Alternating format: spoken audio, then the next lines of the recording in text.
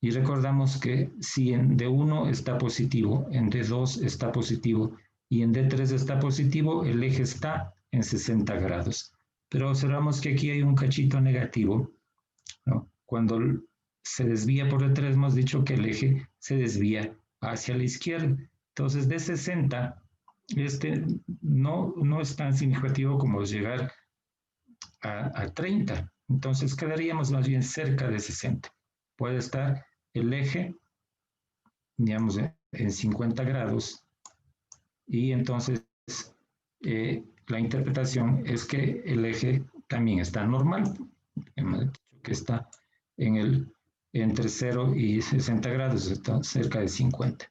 Algunas personas han visto o han dicho que el eje está en 0. Es mucho, ¿no es cierto? Si en D3 estaría positivo y negativo, entonces llegaría recién a 30 y si estaría completamente negativo, entonces ahí llegaría a 0, pero vemos que es positivo. Bueno, esto con la práctica cada vez se va mejorando. Luego vemos a la onda P, las características, morfología de la onda P. Bueno, aquí podría ser como unas dos lomitas en la P, aquí la P con un puntito, nos vamos a ver en otro lado también la P. Recuerden que es normal que sea negativa en B1 y obviamente también en ABR y aquí está bimodal en B2, positiva y negativa, luego es positiva en las demás derivaciones. Entonces, diríamos que en general la onda P está normal, aunque podrían asumirse que hay una ligera alteración en la morfología, pero en general está normal. Recuerden que para ser patológicas usualmente tenemos que ver alteraciones en más de dos derivaciones, o por lo menos en dos derivaciones. Luego vamos a ver el intervalo PR. Entonces, aquí también ha habido algunas diferencias en la medición y vamos a ver a qué se ve. Entonces, el intervalo PR desde el inicio de la onda P hasta el inicio del complejo QRS. Entonces, aquí empezamos un cuadradito antes de la raya gruesa y termina en la raya gruesa, es decir, serían 6 por 4, 40 de cada cuadradito, entonces 240 sería aquí, ¿no es cierto? Vamos a ver en otro lado, vemos aquí, empezamos casi ya en la línea gruesa, 5, 6 y aquí casi 7, ¿no es cierto? Sería 280. Nos trasladamos a otro segmento para ver, aquí empezamos a un cuadradito después de la línea gruesa, aquí, y quedaríamos aquí en 5, 6 por 4, 24. En todo caso, el PR está prolongado, ¿no es cierto? Está más de 200 milisegundos. Entonces, la interpretación es que el PR está prolongado. No es normal, está prolongado. Luego vamos a ver el complejo QRS. El complejo tenemos que ver su forma, su amplitud y vemos que, bueno, no debe ser más de 2 cuadraditos de ancho y así resulta. Y el voltaje o amplitud vemos midiendo de las ondas S de B2 con las ondas R de B5. Entonces tenemos aquí 5 y 4, 9, más 5, 10, 14. Entonces 14 y 9, 23. También algunos autores mencionan que se puede ver en B1 y en B6. Y contemos aquí de B1, 5, 10 y en B6, 5, 10, 15, 25. En todo caso, está dentro de lo normal. Recuerden que en las derivaciones precordiales puede ser hasta 30 milivoltios. Entonces, el QRS es de morfología y voltaje normal. Luego, vamos a ver el segmento ST. El segmento, entonces, tenemos que recordar que siempre es isoeléctrico, ¿no es cierto? Vemos la línea isoeléctrica sigue y de pronto aquí en B1 vemos que está sobre la línea, ¿cierto? Entonces, elevación de 1 milivoltio sobre la línea que se considera normal, ¿no? Tanto elevaciones como depresiones del ST pueden ser de hasta 2 milivoltios, perdón, elevaciones de hasta 2 milivoltios, pero las depresiones no pueden ser mayores de medio cuadradito. De pronto aquí podría haber, pero en todo caso, la elevación del ST, si está en 1 milivoltio, pues es normal. Entonces el ST con ese supradesnivel o elevación, pero está normal. Luego vamos a ver la onda T. Entonces vemos la morfología y la amplitud de la onda T. Vemos que es negativa en D1, negativa en ABL y negativa en B4, B5 y B6. Entonces recuerden que D1 y tanto ABL como esto vería el lado izquierdo del corazón. Entonces, ¿habrá de pronto alguna alteración? No conocemos la clínica del paciente, pero por ejemplo, si el paciente tiene dolor tipo anginoso, esto podría indicarnos una isquemia lateral siempre y cuando la onda T sea de ramas simétricas, es decir, completamente como una V. Y aquí vemos que el descenso es una curva y la subida es recta. Entonces, esto de pronto no es isquémico, ¿no? Pero en caso de que haya clínica, nos sugeriría que puede ser. Entonces, la onda T, con esas características, pues, digamos, no es normal, ¿no es cierto? Entonces, tendremos que preguntar por la clínica del paciente para ver si hay o no algo de isquemia. Luego vamos al intervalo QT. Bueno, aquí también hemos tenido algunas diferencias en las mediciones. Recuerden que es desde el inicio del complejo hasta el final de la onda T. Entonces aquí vamos a ver. Empezamos el complejo 5 y termina un cuadradito antes, entonces serían 9, ¿no es cierto? 9 por 40, 360. Vamos a ver en otro que empiece aquí. Empieza en el cuadrado grande, 5, 6, 7, 8, 9 también, 360. En otro, vamos a buscar para que, bueno, aquí por ejemplo empieza del Q1, aquí no podemos ver. En otra onda, aquí. Entonces empieza un cuadradito después de la onda gruesa, serían 5 y sí, prácticamente 10. Aquí serían 400, ¿no es cierto? Entonces, de hecho, está en el límite, diríamos que entre 280 y 400 milisegundos. Y entonces, para calcular el QTC corregido, utilizamos la aplicación, ¿cierto? Entonces vamos a calcular con los 400 milisegundos de la medición del QT y a una frecuencia promedio de 66. Entonces, veamos que nos sale de la aplicación.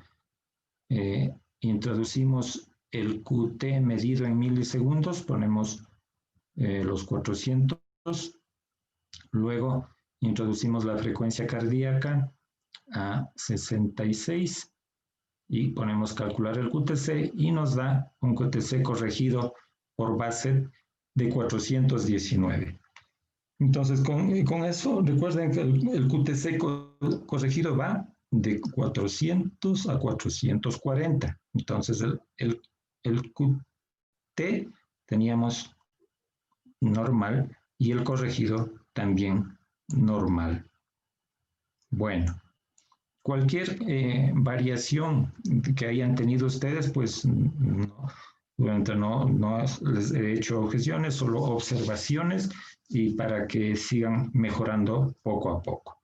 Entonces, vamos a continuar ahora con la clase que empezamos de alteraciones de la frecuencia.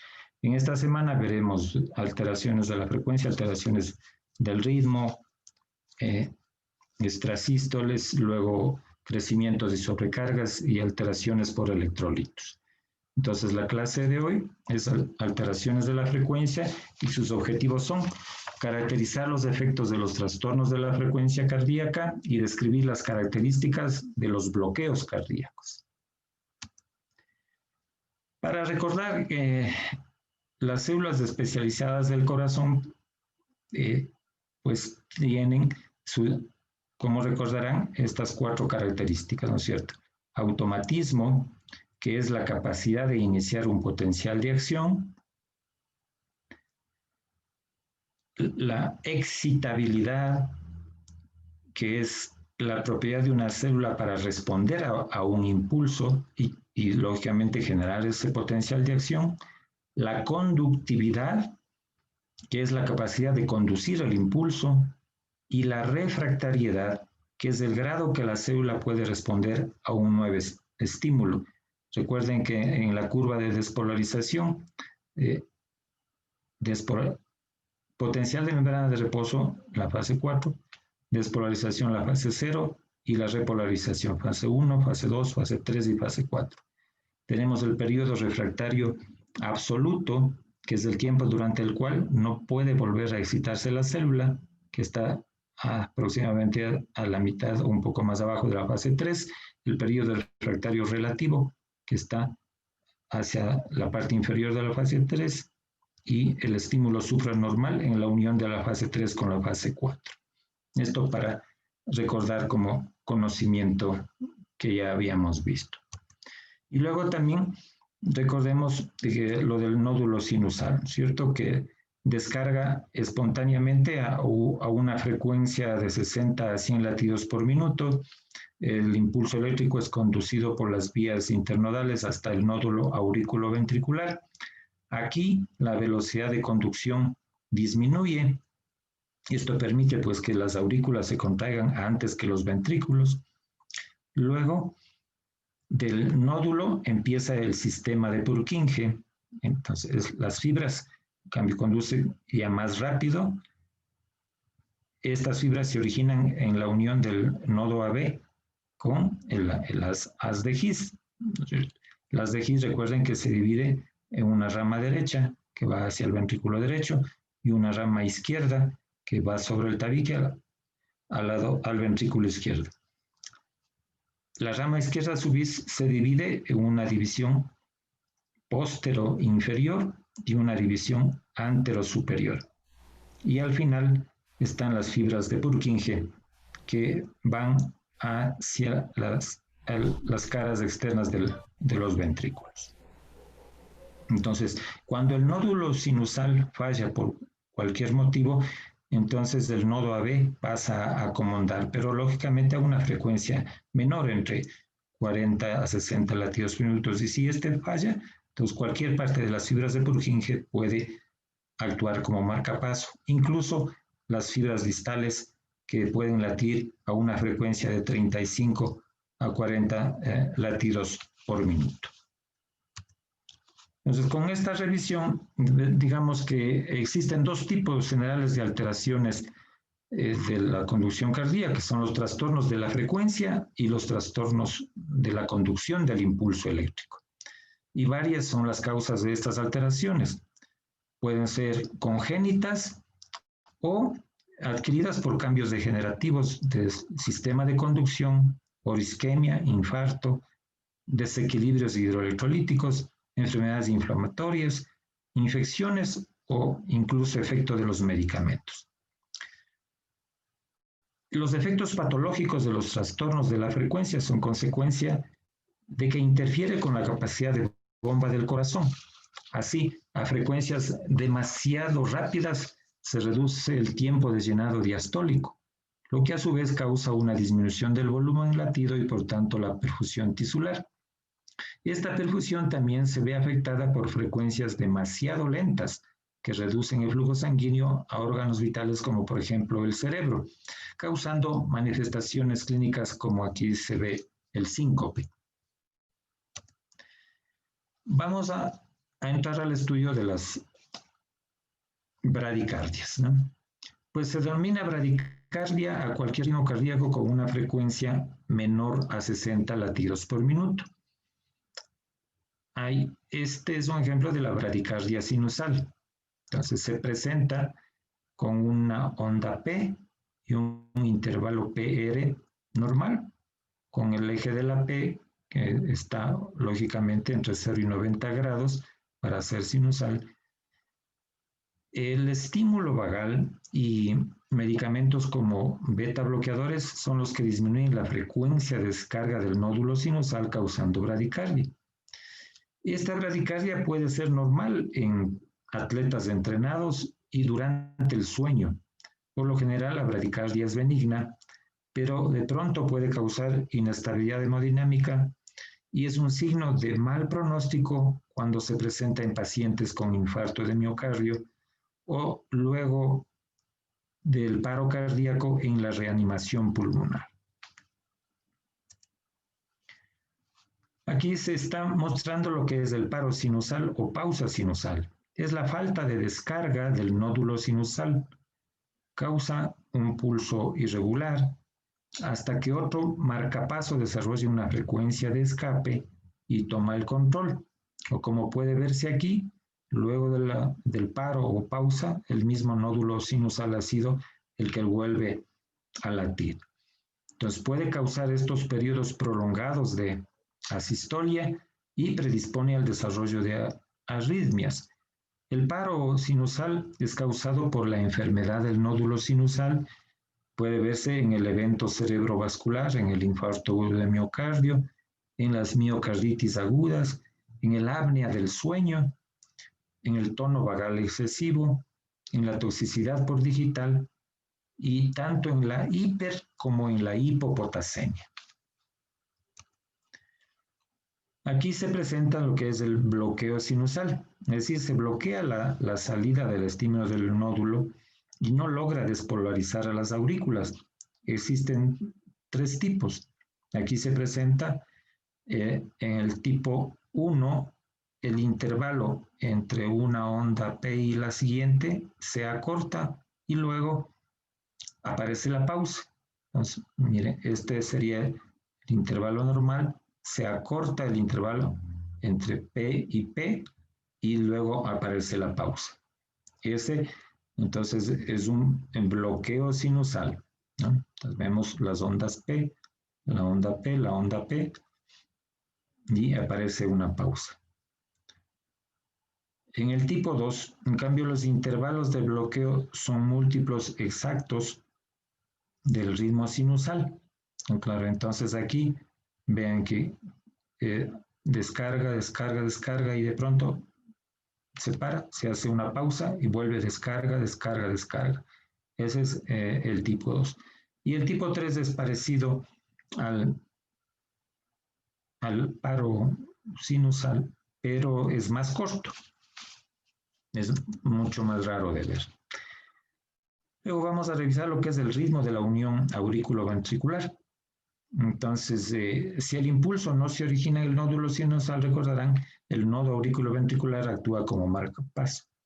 Este puede ser transitorio o permanente, pero claro, late a una frecuencia menor, entre 40 y 60 por minuto. El QRS es idéntico al observado en el ritmo sinusal, o es más estrecho. Y la onda P, que puede ser positiva o negativa, puede verse antes, durante o después del QRS. Este ritmo de la unión puede presentarse en personas sanas o por el uso de fármacos cronotrópicos negativos como los beta bloqueadores o en la enfermedad del nódulo sinusal severa. Entonces miren que aquí la onda P está incluida después del complejo QRS, incluida como una R' parecería. Entonces este es el ritmo de la unión. Luego vamos a ver los trastornos de la conducción auriculoventricular. Entonces, en condiciones normales, La unión aurículo-ventricular es la única vía para la transmisión de los impulsos desde el sistema de conducción de las aurículas hasta los ventrículos. Y los defectos de conducción en el nodo pueden deberse a fibrosis o tejido cicatrizal y también puede ser consecuencia del uso de la digoxina, de los beta bloqueadores, antagonistas del calcio, trastornos electrolíticos. Se ve también en el infarto agudo de miocardio, en enfermedades inflamatorias como el lupus eritematoso sistémico, en infecciones como el Chagas, que tenemos en nuestro país, o también luego de la cirugía cardíaca. Se denomina bloqueo cardíaco a la alteración de la conducción del impulso entre las aurículas y los ventrículos. Puede ser este bloqueo cardíaco normal o fisiológico, por ejemplo, en el tono vagal, o patológico, como en las enfermedades que hemos mencionado. Es posible que se produzca el bloqueo de conducción en la aurícula, en las fibras del nodo AB o en el haz de His. Entonces, el tiempo que tarda el impulso, recordaremos, en llegar del nódulo sinusal al aurículo ventricular, es el intervalo PR del electrocardiograma hasta llegar a las fibras de Purkinje. En condiciones normales, este tiempo desde el nódulo sinusal hasta las fibras es de 120 a 200 milisegundos, es decir, de 3 a 5 cuadraditos del papel milimetrado. Veamos ahora lo que son los bloqueos auriculoventriculares. Entonces existe el ritmo sinusal con una frecuencia ventricular conservada, pero se altera la conducción en el nodo AB, como hemos dicho, y según la relación de la onda P con el complejo QRS, existen tres formas de bloqueo AB. El bloqueo AB de primer grado, que se presenta aquí, el de segundo grado, en el cual hay dos tipos, ya veremos, y el de tercer grado o completo. En este bloqueo AB de primer grado, el intervalo PR es mayor de 200 milisegundos. Entonces, contemos aquí desde un cuadradito antes de la línea gruesa, 5 más de aquí, 6, 7, 8 por 40 son 320 milisegundos, es mucho más prolongado, ¿no es cierto? El PR. Pero todos los impulsos auriculares se transmiten a los ventrículos. Cuando el complejo QRS tiene forma y duración normal, el retraso de la conducción usualmente está en el nodo auriculoventricular. En cambio, cuando el QRS eventualmente se vería ancho, esto quiere decir que se ha originado un bloqueo de rama. Ya veremos en la clase correspondiente. Entonces, este bloqueo AB de primer grado suele deberse a la enfermedad del nódulo auriculoventricular, como se ve en la isquemia o el infarto de miocardio, a la fiebre reumática, cada vez menos fiebre reumática, o a miocarditis. Casi nunca produce síntomas, pero debe tenerse bajo vigilancia porque puede progresar. Luego pasamos al bloqueo AB de segundo grado, del cual tenemos dos tipos, como hemos dicho. El bloqueo AB de segundo grado se caracteriza por una insuficiencia intermitente en la conducción de uno o más impulsos de las aurículas a los ventrículos. La onda P no conducida puede aparecer de manera intermitente o frecuente. Se acompaña de complejos QRS a intervalos, como ven aquí, recurrentes. Entonces hemos dicho que este bloqueo se divide en tipo 1, con el que se muestra aquí, que se caracteriza porque el intervalo PR aumenta progresivamente hasta que luego una P ya no conduce. Entonces vamos a ver aquí, desde el inicio de la P hasta al inicio del complejo, tenemos 5, 6, casi digamos, 7,280 sería aquí en el segundo. En el siguiente tenemos 1, 5, 7, 8, 9, ya serían 360. En el tercero tenemos 1, 2 y 5, 7 y 8, 9, 10, entonces casi 400. Miren cómo va progresivamente el PR y en la siguiente P, en cambio, ya no conduce, ya no descarga, ¿no es cierto? Entonces, este es el bloqueo AB de segundo grado tipo Movitz 1 o también se llama fenómeno de Wenckebach. Pues por lo general es transitorio y también raramente causa síntomas. Se observa en el infarto de miocardio de la pared inferior con compromiso del ventrículo derecho. Pasamos luego a ver el bloqueo AB de segundo grado o MOVIS 2, en el cual existe un bloqueo intermitente de los impulsos auriculares. Una o más P se bloquean y cuando conduce el intervalo PR es constante. Vean ustedes que el mismo intervalo aquí, el mismo intervalo acá, cuando conduce. Y entonces cuando se ve que una conduce y la otra no conduce, esto se dice el bloqueo AB 2 por 1. Entonces veo una onda P y un complejo QRS. Una onda P y un complejo QRS. Ese se llama el bloqueo 2-1. Pueden haber 3-1, 2-3 distintas variedades.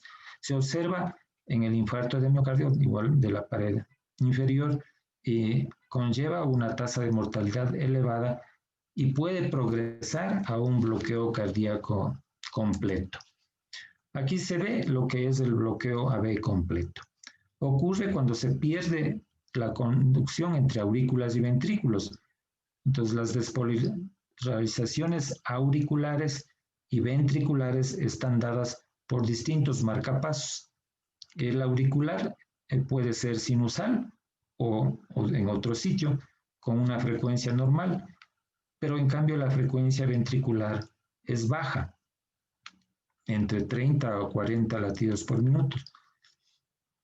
Entonces, miren que la aurícula va descargando por su lado, aquí iría otra P, y los ventrículos descargan a su ritmo. Esto se dice disociación auriculoventricular, ¿cierto? En el bloqueo AB completo hay esta disociación. Ninguna P es conducida. Aquí es por coincidencia que aparece antes del complejo, pero no es que conduce aquí, ¿cierto? Entonces las aurículas laten a su ritmo, los ventrículos laten a su ritmo.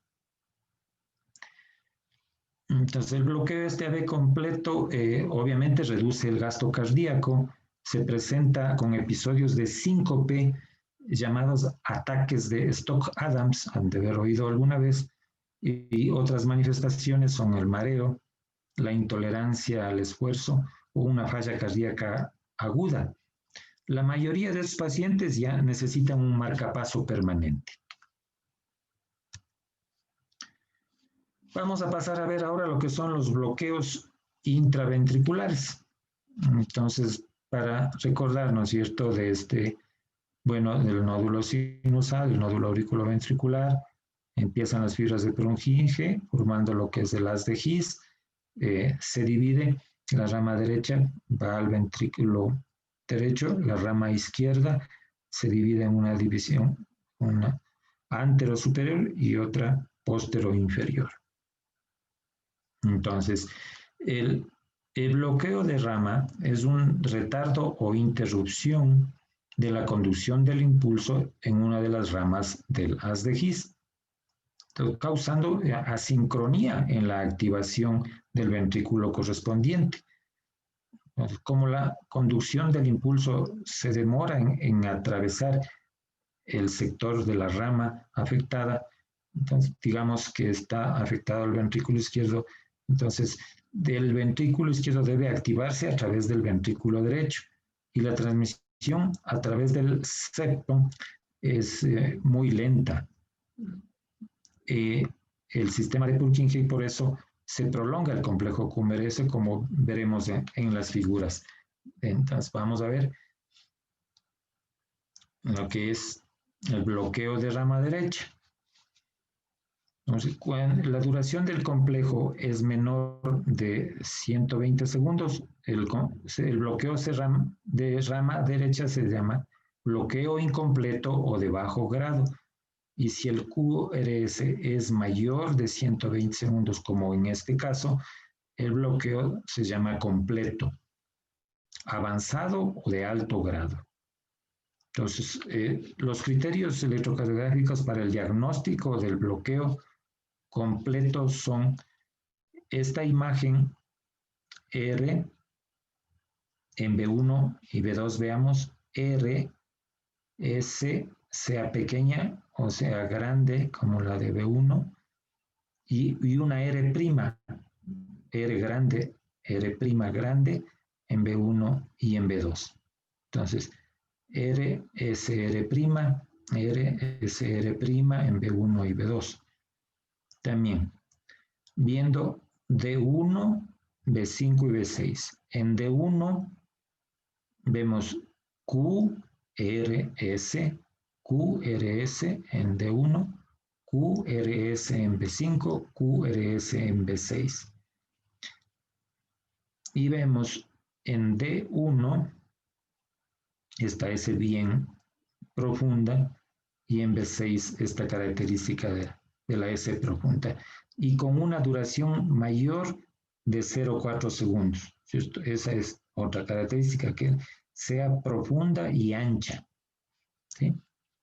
Y también que se presentan T's negativas en las precordiales izquierdas B1, B2 y en cambio la T es positiva al lado izquierdo B5 y B6.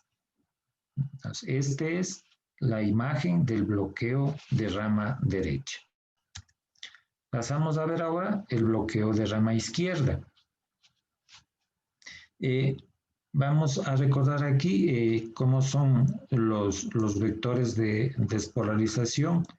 Recordarán ustedes que normalmente el primer vector occipital se despolariza de izquierda a derecha. Entonces tenemos una flechita así, ¿cierto?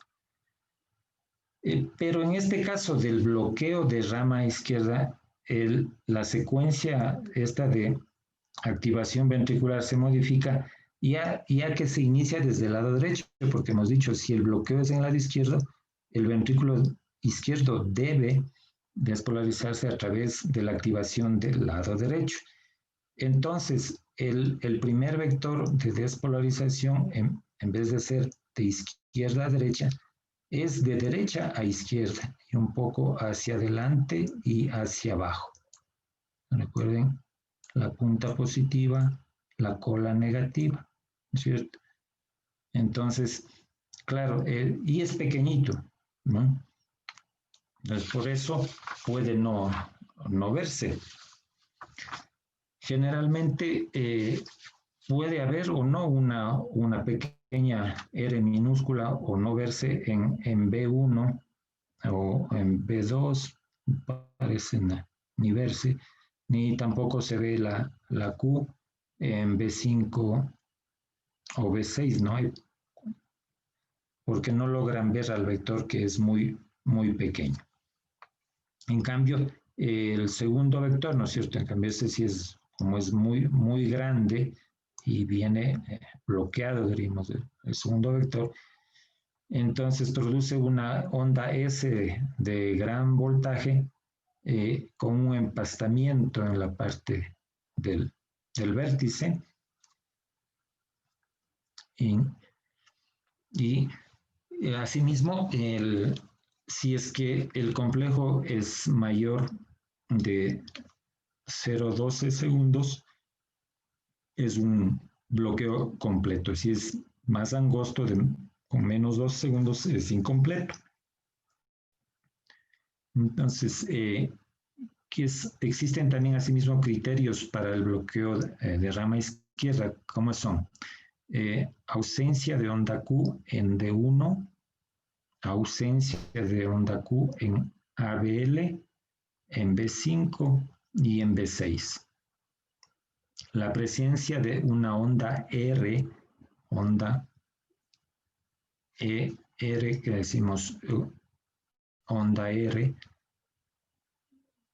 en D1, en ABL y en las precordiales izquierdas, onda R alta, y a veces mellada, es decir, con una irregularidad aquí en la punta. La presencia de en B1 y B2 esta que se llama QS o eventualmente una R minúscula y una S profunda.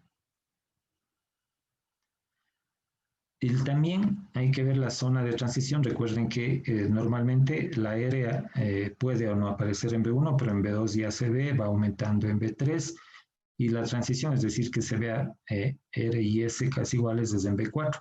Aquí recién se ve en B5 un poquito, a veces no hay transición, ¿cierto? También se ve en ST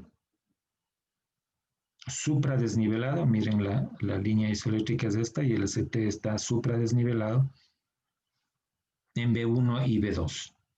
Obviamente estos supradesniveles son parte del bloqueo de rama izquierda. Entonces, por eso es difícil a veces el paciente que está infartado y tiene obviamente ya un bloqueo de rama izquierda. Si no conocíamos que ya tiene el bloqueo de rama izquierda, entonces podemos confundirnos. O sea, si el bloqueo de rama izquierda es nuevo, entonces el bloqueo es parte del infarto, pero pudo haber estado presente antes.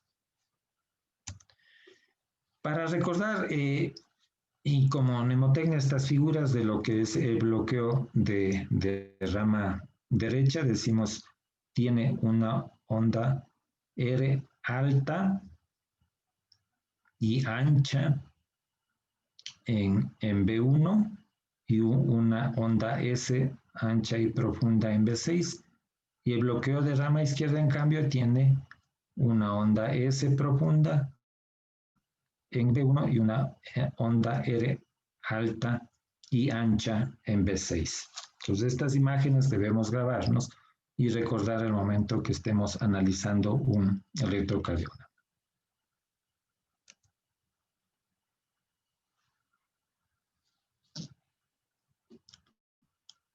Vamos ahora a estudiar lo que son las taquicardias.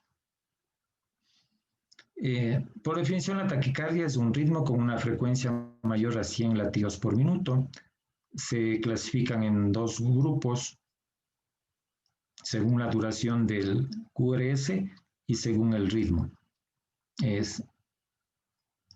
Según la duración, hay taquicardias con QRS estrecho, en la que están las taquicardias sinusal, taquicardia auricular, y las taquicardias por reentrada nodal, que se dividen ortodrómicas y antidrómicas. Aquí está el síndrome de Wolff-Parkinson-White, que debería excluirse porque tiene un QRS ancho. Y las taquicardias QRS ancho, en la cual está la taquicardia ventricular monomorfa, la taquicardia ventricular polimorfa, y aquí está la torsada de Points, que veremos luego. Por el ritmo son regulares o irregulares. Vemos aquí una taquicardia sinusal. Vamos a empezar por las taquicardias de QRS estrecho. Es un ritmo sinusal con una frecuencia mayor de 100 latidos por minuto. Se llama a esta taquicardia apropiada cuando ocurre como respuesta normal al estrés, el ejercicio o ansiedad. Se relaciona con aumento de actividad del sistema nervioso simpático, como por ejemplo por fiebre, anemia, hipoxia, hipertiroidismo, y que se resuelve lógicamente al tratar la causa desencadenante. Se dice inapropiada cuando se presenta esta taquicardia en reposo o por un esfuerzo mínimo. Pasamos a ver luego la taquicardia auricular. Focal se denomina, cuando la P se ve que se origina en un mismo y en un solo sitio de la aurícula, o multifocal cuando existen varias formas de la P que indicarían que hay varios orígenes del estímulo auricular. Entonces, la frecuencia suele ir entre 100 a 250 latidos por minuto. La taquicardia se origina en el miocardio auricular, ¿no es cierto? Puede ser que provenga del lado derecho o del lado izquierdo de las aurículas. Se denomina paroxística cuando aparece y desaparece de forma súbita, o taquicardia incesante cuando dura más de 12 horas. Y esto puede ser pues, muy grave porque puede ir a una fibrilación ventricular luego. Esto se relaciona con el consumo de cafeína o de alcohol. Se ve también en la valvulopatía mitral, en la cardiopatía reumática, en la intoxicación por digital y en la hipopotasemia. También en los casos de hipoxia, en la hipoagudizada, en caso de broncoespasmo o por el uso de beta agonistas como el salbutamol. Debemos recordar esta patología. Luego veremos lo que es la taquicardia por reentrada en el nodo AB. Es originada por la presencia de una doble vía de conducción en el nódulo auriculoventricular. Vía de conducción rápida y una vía de conducción lenta, que aunque un estímulo extra de las aurículas genera esto que se llama el mecanismo de reentrada. Es la más frecuente de la taquicardia, como vemos aquí, que se llama taquicardia paroxística supraventricular. Se observa en corazones sanos, pero usualmente en mujeres en la cuarta década de la vida la frecuencia va de 120 a 220 latidos por minuto y la relación entre aurículas y ventrículas es 1:1. Clínicamente se acompaña del signo de la rama, que es la percepción de palpitaciones en el cuello. La actividad auricular se detecta inmediatamente luego del complejo. Aquí se puede ver en B1 que hay una R minúscula que está incluida luego del complejo QRS. Es lo que se llama la pseudoepigrima. Las taquicardias por reentrada auriculoventricular se clasifican, como hemos dicho, en ortodrómicas y antidrómicas. ¿Qué significa esto? Ortodrómicas, que son las más frecuentes, se presentan con un QRS estrecho, como vemos aquí,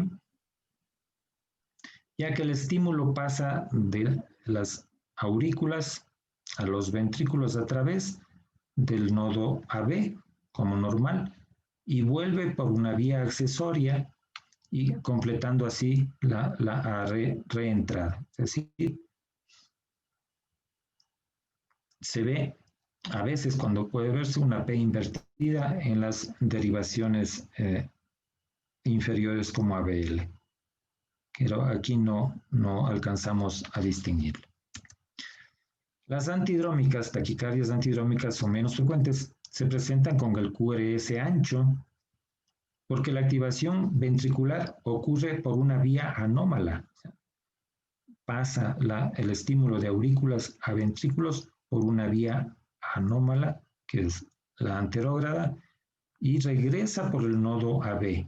Y así se hace este ciclo de entrada.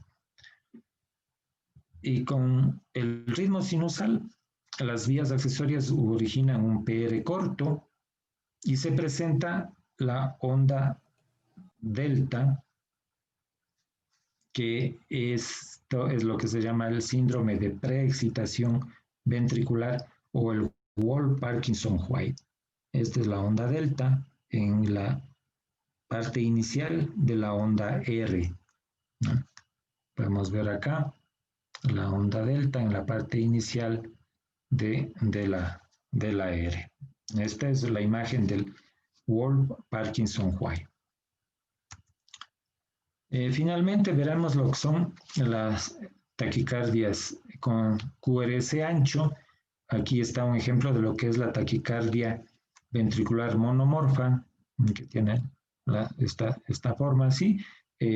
La frecuencia varía entre 140 y 200 latidos. Según su duración pueden ser sostenidas cuando duran más de 30 segundos, ¿no? O no sostenidas si duran menos.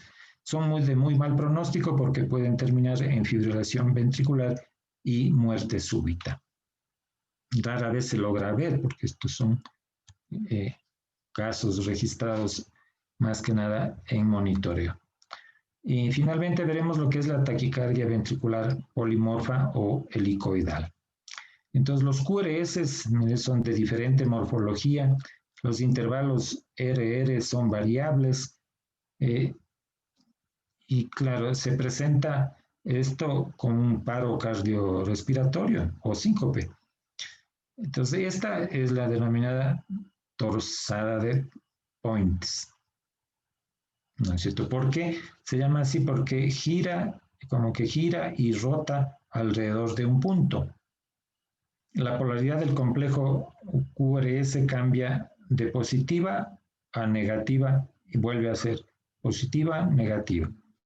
Son complejos grandes, anómalos, de diferente forma, que varían en amplitud y en dirección, y a menudo de uno a otro latido.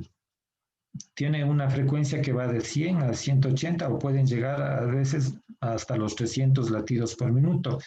Es una taquicardia muy inestable que puede conducir fácilmente a fibrilación ventricular y muerte súbita, o de pronto puede revertir a ritmo sinusal.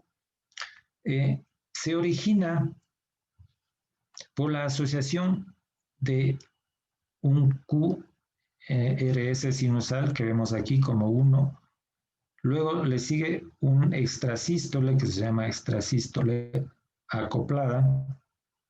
Pasa a una pausa compensadora con alargamiento del QT, lo cual favorece, claro, en este QT largo, que caiga el estímulo sobre la R. Esto es lo que se llama el fenómeno de R en T, originándose la torsada, que se llama, ¿no? Esta taquicardia helicoidal o polimorfa. Obviamente, hemodinámicamente el paciente estará muy inestable y puede morirse. Este es el ejemplo del síndrome de QT largo que se llama, ¿no? ¿Por qué nos interesa tanto conocer esto de medir el QT y saber el QT corregido? Porque el QT largo, la prolongación del intervalo, pues, ¿no es cierto? Puede ser hereditario, puede ser adquirida. Ambas se relacionan con el desarrollo de esta taquicardia helicoidal y muerte súbita. La forma hereditaria usualmente es por trastorno de las proteínas de los conductos iónicos de potasio y de sodio de la membrana, con lo que se llaman las canalopatías. Y las adquiridas, en cambio, están asociadas al consumo de cocaína, la indicación de algunos órganos fosforados, desequilibrios electrolíticos, en bradicardia severa, en el infarto agudo de miocardio, en la hemorragia subaracnoidea, en las infecciones por VIH y SIDA, en el ayuno con restricción exagerada de proteínas y con el uso de medicamentos como digital, la miodarona, que es un antiarrítmico, el verapamilo, el haloperidol, que es un antipsicótico, y especialmente los macrólidos como eritromicina, claritromicina y acitromicina, que tanto se está usando por el COVID. Hasta aquí es la presentación. Por favor, vamos a abrir la ronda de preguntas, inquietudes que tengan al respecto de lo que hemos visto.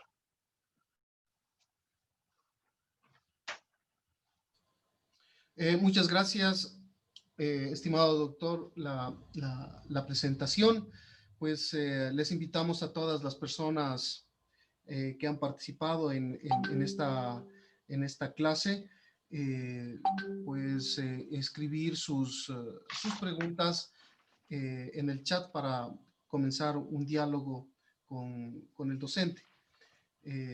Mientras se van animando a responder las preguntas, un poco ir anunciando que, bueno, en la próxima semana ya es el último módulo, y a la subsiguiente semana vamos a hacer el proceso de evaluación, donde pues igualmente va a ser un pequeño test de unas preguntas, posiblemente entre 15 y 20, donde van a ser de opción múltiple para que ustedes puedan responderlas, y con esto pues obtener la certificación de aprobación.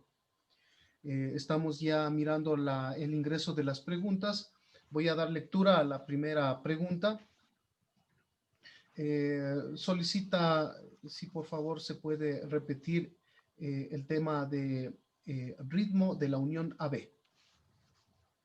Con todo gusto, vamos a la imagen.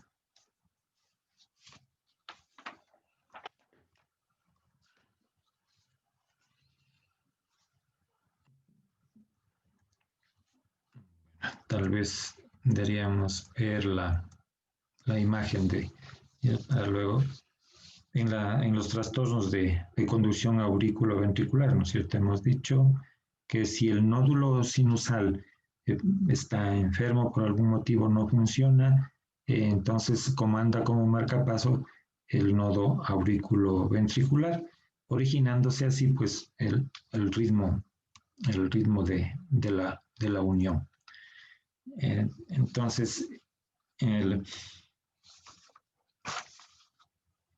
condiciones normales hemos dicho que la única vía de transmisión entre las aurículas y los ventrículos es justo el nodo AB. ¿Y qué es cómo se origina el ritmo? Entonces, el QRS hemos dicho que es idéntico al observado en el ritmo sinusal, porque obviamente se origina en las aurículas. Hablamos del QRS, ¿no es cierto? Usualmente es estrecho, y la onda T puede verse como positiva o negativa y puede estar antes, durante o después del complejo. Aquí en el ejemplo vemos que está después del complejo, como que estuviera aparente una onda R', ¿no es cierto? Pero es la onda P la que se ha graficado después del complejo. Este es el que se llama ritmo de la unión auriculoventricular, que decimos tiene una frecuencia de 40 a 60 latidos por minuto. Puede ser transitorio o permanente, dependiendo de la causa que lo origina. Espero que se haya entendido ya algo mejor lo que es el ritmo de la unión.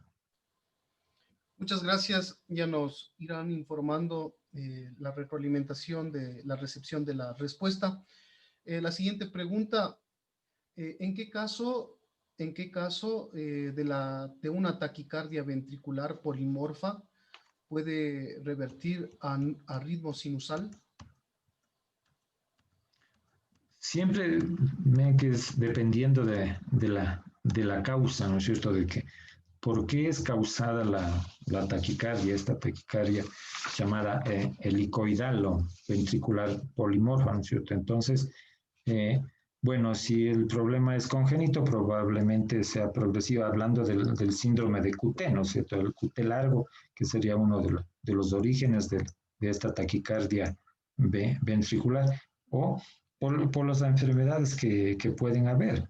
Entonces, si yo tengo el potasio de pronto muy alto o muy bajo, debo corregir los electrolitos para superar la taquicardia. Obviamente, si el paciente está chocado o incluso con lo que se llama la muerte súbita, pues tengo que hacer reanimación cardiopulmonar y después veré por qué ha sido el problema.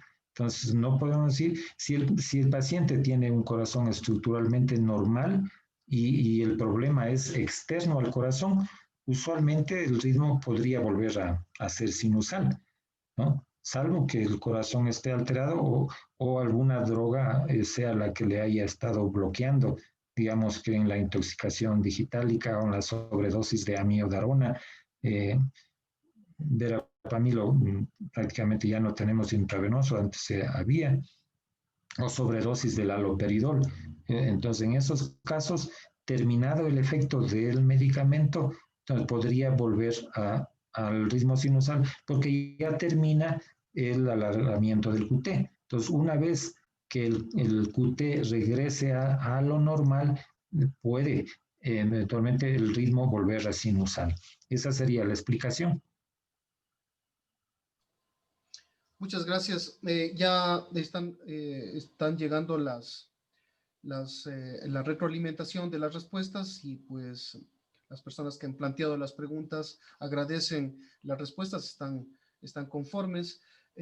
Una siguiente pregunta. Doctor, buenas noches. Ayúdeme repitiendo con cómo identificar el bloqueo de segundo grado. Vamos a volver.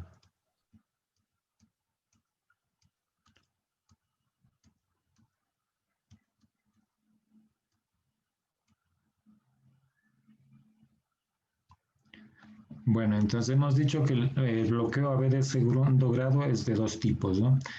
Este que es el MOBITS 1, que progresivamente el PR va aumentando en tiempo hasta que luego ya no conduce. Este es bloqueo, digamos, el PR y va aumentando progresivamente en tiempo y a la final ya no conduce. Entonces, este es el bloqueo AB de segundo grado tipo 1 o MOBITS 1. El bloqueo AB de segundo grado tipo MOBITS 2, en cambio, decimos que el PR es constante, pero unas ondas P conducen y otras no conducen. PR constante, PR es el mismo PR, no va progresando el PR. Entonces, hay varias mezclas, diríamos, ¿cierto? Cuando contamos una P y un complejo, luego una P, un complejo, eso se llama 2-1, o sea, 2 P's y un complejo. Entonces, el 2-1. Hemos dicho que podría ser 3-2, que serían 3 P's, 2 QRS, o una variedad de mezclas que puede haber. ¿Cuál es la diferencia? El 1, el PR va progresivamente en aumento y luego no conduce, y el 2, en cambio, el PR es constante y se va agrupando, ¿no es cierto?, con los QRS que van saliendo. Una P, un QRS. Una, 2 P's, un QRS. Una, 2 P's, un QRS. En el ejemplo es 2-1. Espero que sí haya sido comprendida la diferencia. Muchas gracias. Tengo una pregunta que habla sobre la tarea que se envió. Solicitan repetir el resultado acerca del eje cardíaco. Bueno, vamos a ver. El eje cardíaco es el eje de la QRS, ¿no es cierto? Entonces, ¿dónde vemos el eje del QRS? En D1, en D2 y en D3. Entonces, cuando en D1, en D2 y en D3 es positivo, vamos a hacer el gráfico aquí para que se entienda. ¿No es cierto? Entonces, cuando en D1, en D2 y en D3 es positivo, el eje está a 60 grados.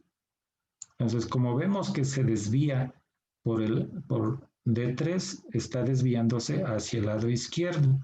Claro, si la imagen fuera esta, así, o sea, positiva y negativa, tanto positivo, digamos 4 cuadraditos para arriba y 4 cuadraditos para abajo, eso equivaldría a que el eje esté hacia la izquierda en 30 grados. Y si vemos que el QRS es completamente negativo, entonces el eje estaría en 0 grados.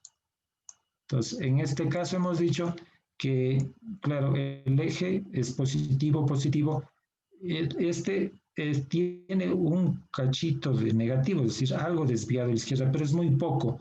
Entonces, por eso hemos dicho que puede estar entre 50 y 55 grados. Eso la máquina nos dirá exactamente cuánto, porque la máquina es un programa, ¿no es cierto?, que mide. Entonces, esto es para explicar cómo es la desviación y cómo se lee el eje del QRS, que es el eje eléctrico del corazón. Espero que se haya entendido con esta explicación. Ok, vamos. Hay otra pregunta. ¿Cuál es el valor mínimo en milivoltios para considerar un QRS de voltaje bajo? Ya, esto también hemos dicho, ¿no es cierto? Hay que sumar, en este caso, lo que es el voltaje de la derivación de 1, de 2 y de 3, pero todos. Entonces sumamos, por ejemplo, pongamos que en D1 se vea solamente esto, 3 cuadraditos, en D2 se vea 4 cuadraditos y en D3 se vean apenas 2 cuadraditos. Entonces se suman todos los cuadraditos de D1, D2 y D3 y si es menos de 10 se llama bajo voltaje. Sumando todos, sean positivos o negativos, eso se llama bajo voltaje. ¿Sí? 10 sería sumando todas las ondas positivas o negativas del QRS que existan en las derivaciones de 1, de 2 y de 3.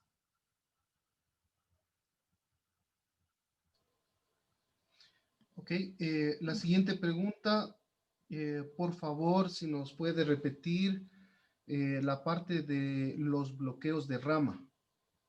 Con todo gusto.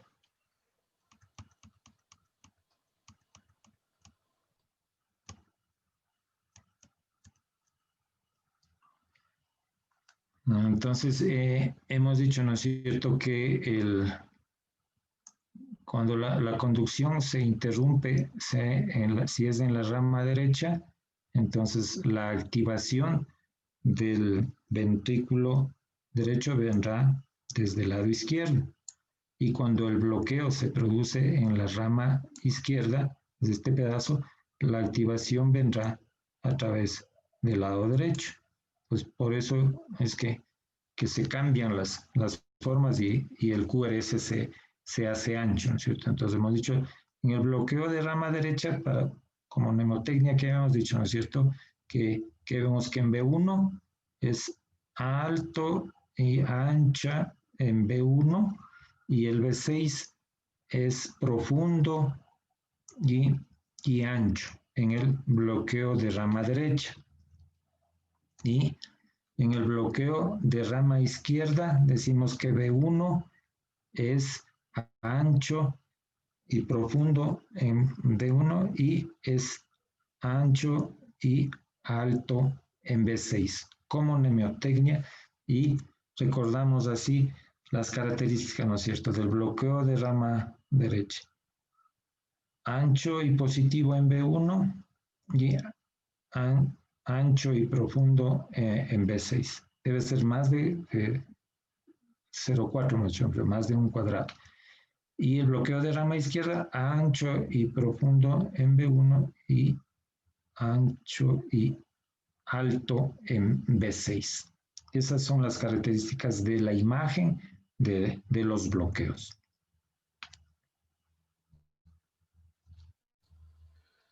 La siguiente pregunta se refiere a la tarea anterior. Si por favor un poco se puede repetir el tema del intervalo QT. Con todo gusto. Bueno, Hemos dicho en general que siempre debemos hacer dos o tres medidas, ¿no? Para lo que nos sirve. Entonces, el intervalo que ustedes recuerdan va desde el inicio del complejo hasta el final de la onda T. Entonces, nos ubicamos donde el complejo se inicie en una línea gruesa. Aquí estaría antes, un cuadradito antes, tenemos una Q pequeña y vamos sumando, ¿no es cierto? 5 y terminamos dos cuadraditos antes de la otra línea. Entonces tendríamos 5 aquí, 9 por 4 serían 360 en esta. Vamos a ver en otra que empezamos donde podemos encontrar un, un complejo, empezamos un cuadradito después de la línea gruesa, 5 hasta el siguiente y 5 hasta el siguiente. Aquí serían 10, serían 400. Miran que varía, entonces por eso debemos tener dos o tres medidas y luego hacer un promedio. Digamos que son 400 milisegundos del QT y luego usamos la calculadora que hemos dicho de la aplicación para ver que nos pide el valor del QT de lo que hemos medido, ponemos 400 y ponemos la frecuencia cardíaca que ya hemos calculado, 66, calculamos el QT y el QTC, el QT corregido, nos sale varias fórmulas. Entonces, en esa hemos dicho que la que más se usa es la base y el resultado da 419, que estaría como normal, porque recuerden que el QT corregido normal va de 400 a 440. Espero que se haya comprendido esto del QT. Sí, ya nos irán comentando las personas que han formulado las preguntas. Otra pregunta, igual acerca de la tarea, la onda P en D1, D2 y D3, ¿se puede decir que es P mitral o es normal? Bueno, en cuanto a la morfología de la onda P, recuerden, bueno, que normalmente la onda P podría ser en altura hasta 2 cuadraditos y medio, ¿no es cierto? Es mucho más alta. La onda P mitral es mucho más alta, ¿cierto? De 2 y medio, y tiene la imagen así, es decir, de Chimborazo. Y la onda P pulmonar, en cambio, es la del Cotopaxi, así grande. Entonces, deben ser más grandes de lo que se ve. Estas en realidad son unas, digamos que tendrá 1, 2 cuadraditos o más, ¿cierto? No son tan grandes, no llegan a ser P mitral, porque debe ser más alta, ¿no? Y lógicamente también, y la forma que se debe ver. No como aquí, digamos, adivinaríamos ya veremos cuando veamos los crecimientos auriculares y lo que hay criterios para calcular todos estos crecimientos, tanto auriculares como ventriculares. Entonces, volveremos a aclarar este punto también en esa clase. Gracias. La siguiente pregunta, nos consultan sobre los bloqueos de rama y aurículo ventricular, si es que existe modificación del eje cardíaco. Digamos que el eje calculamos en D1, D2 y D3. Obviamente la morfología, ¿no es cierto? Porque veremos que acá usualmente se ven los bloqueos en las derivaciones B1 a B6, es lo que vemos, pero obviamente los complejos estarán anchos. Entonces, todo dependerá de cómo vemos. Vamos a seguir valorando el eje en D1, D2 y D3. La forma que tengan se conserva igual, ¿no es cierto? Porque el eje cardíaco, hemos dicho que ¿cuál es el que cambia? Vamos la imagen así aquí ¿no es cierto? El primer vector, que es el que cambia, Entonces, normalmente iba de izquierda a derecha. Esta es la dirección. En el bloqueo de rama va en el bloqueo de rama, ¿no es cierto? En la rama, estamos hablando de la rama izquierda. Si fuera el de la rama derecha, se conservaría esta misma imagen. Entonces, pero el segundo vector, el vector ventricular, claro, ese es como es grande, ¿no es cierto? Depende de la dirección a donde vaya. Entonces, si la masa del ventrículo izquierdo va a seguir siendo la misma, sino que la dirección puede ser que cambie la dirección del vector y por eso se ve más ancho, más alto o más profundo dependiendo de dónde le vea.